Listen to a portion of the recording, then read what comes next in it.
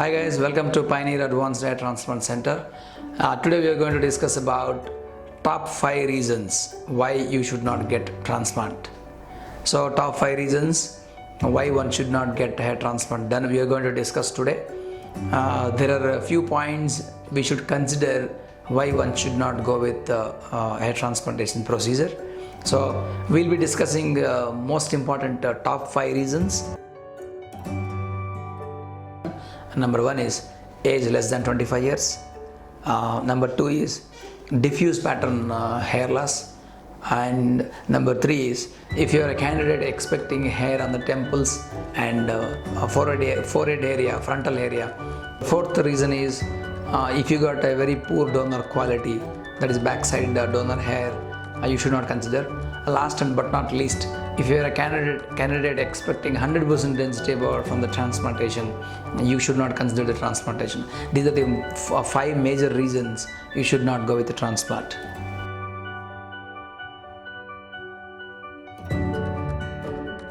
Number 1 is basically age less than 25 years.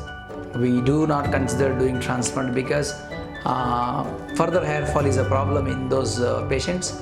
Imagine age 22 to 25, usually you will have a lot of hair loss and hair fall will be happening. So during those periods, if you do the hair transplantation process, probably you will end up in having a very failure hair transplant procedure. That is the first reason we should always think about not to go with hair transplant. So minimum age we should consider is 25 and above.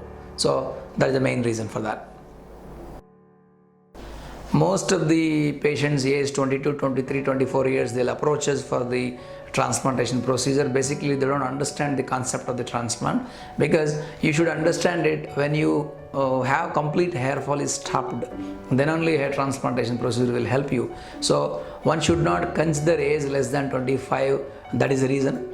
So you have to speak to your doctor about medication to stop the further hair fall. Then if you are not going for transplant, what you can do is maybe you can consider taking PRP injections, or you can consider taking medications.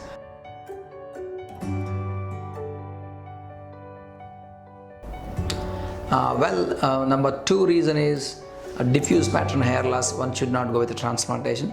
Diffuse pattern is, it's not complete bald. You got thinning hair all over the scalp, and when you do implantation, you will be losing more hair there, and you will be losing more. You will be having more hair loss after the transplantation. Would end up in again having a very failure transplant or very bad outcome. So diffuse pattern guys can consider going with the PRP rather hair transplant. Details about your diffuse pattern case, you speak to your doctor and get the better information about it.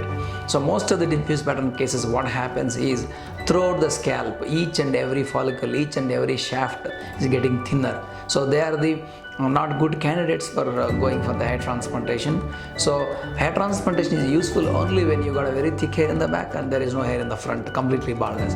This diffuse pattern, each and every follicle having on your scalp become thinner and thinner, and you cannot implant any more hair there. And even if you implant it, you would not get very good density and good outcome from the hair transplant.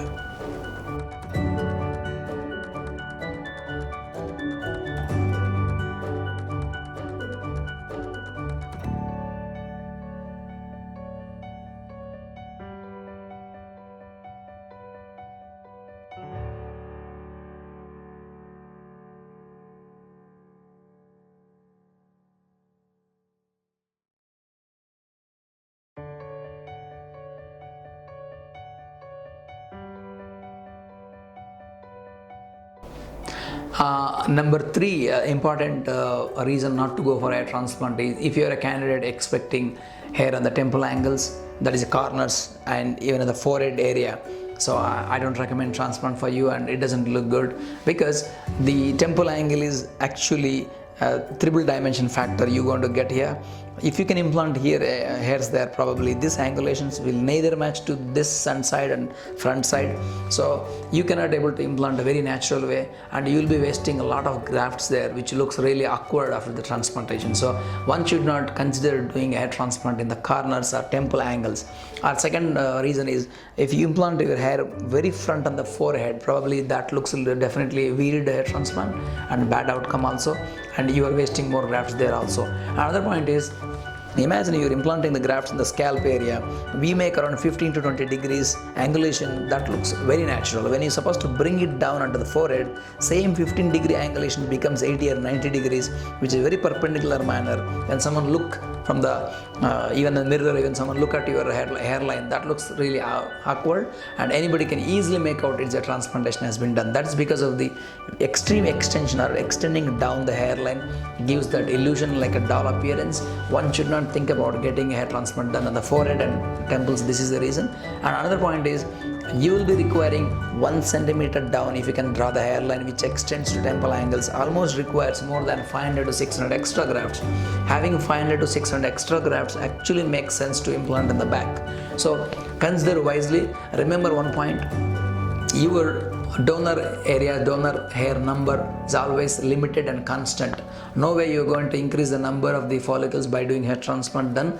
This hair transplantation only, we are taking it from the back side and implanting it. You should be knowing how wisely you're supposed to implant the grafts, which better angle. If you unnecessarily bring it down, rather not getting good results, it looks very bad and awkward. It happens to see hundreds of cases in my practice about this wrong angulations and wrong placement of the hairline. Basically, the hair transplantation go failure just because of not only wrong transplant, wrong placement also, wrong design also. Having done hair transplant in the frontal hairline and the temple angles, definitely a wrong choice, and it's not a good one to go with a hair transplantation procedure.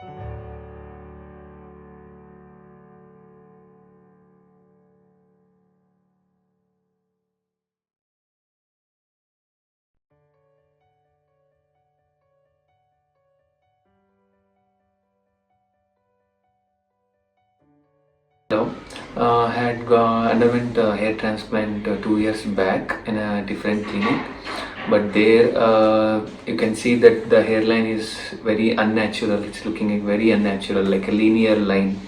So I would suggest everyone that whoever wants getting an hair transplant, please don't get your hairline downwards, because hairline getting downward is very difficult. You need more grafts than the natural, and also in future if you lose little hair, then there will be a different transplant, front and back, so you will have a gap in the middle. So I would suggest everyone, before going to hair transplant, you can ask the doctor that in a hair transplant there is actually a calculation. You can ask Sreedhar Ready sir. Actually, when I just started when I came for his consultation, he explained it very beautifully.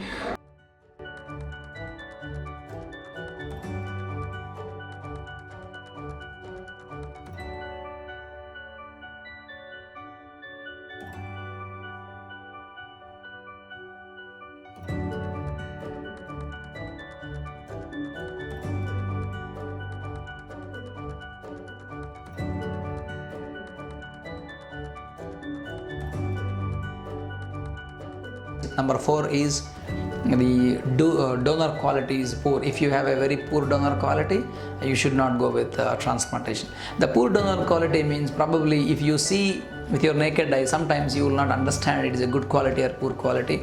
There is a 3 parameters we should look into. The photo looks great sometimes, but you got a very cheating donor. When you observe it very clearly, you don't have a good donor quality there. Usually what we do is we observe, number 1 is how many grafts that are located, that are present in one given square centimeter is one parameter. Parameter 2, what is the number of follicles each graft do your donor have it? That is number 2. Number 3 is what is the thickness of the each shaft, each follicle. So all these 3 parameters, one important step. Another parameter is what is the donor area, that means scalp dimensions in the back. You got a very big scalp or small scalp, which decides your donor quantity also. So one reason is quality, second reason is quantity. So quality means again this thickness, how many follicles are there in graft, what are the number of grafts present in one given square centimeter. These are the parameters which can help you to get quality and quantity grafts.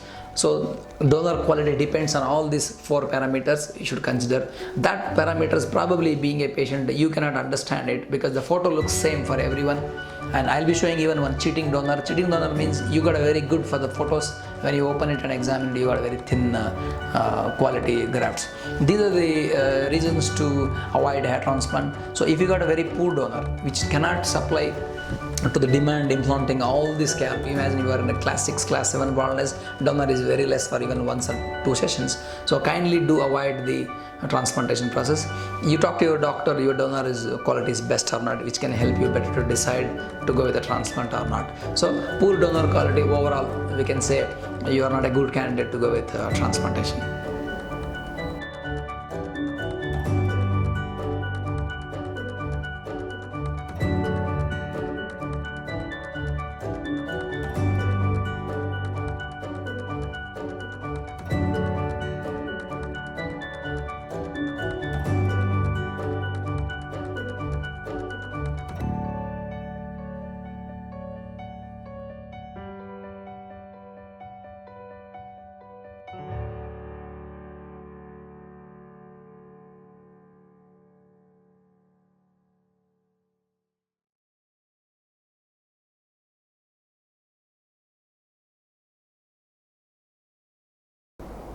Reason number 5, it's the last one but not least, you should be knowing it.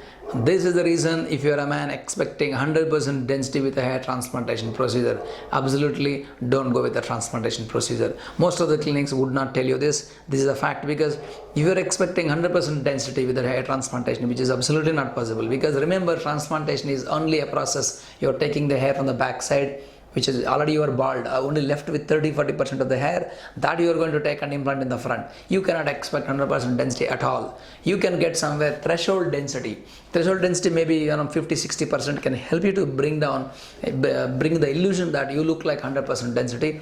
A lot many other factors like your hair texture, your scalp size, a lot many other factors are there to cover your scalp. And remember, hair transplant is a camouflaging technique. It's not a substitute for last hair or original hair. So this camouflaging technique would help you to bring the reasonable change, optimum decent coverage to your scalp, which is reasonable to think about go for the transplantation.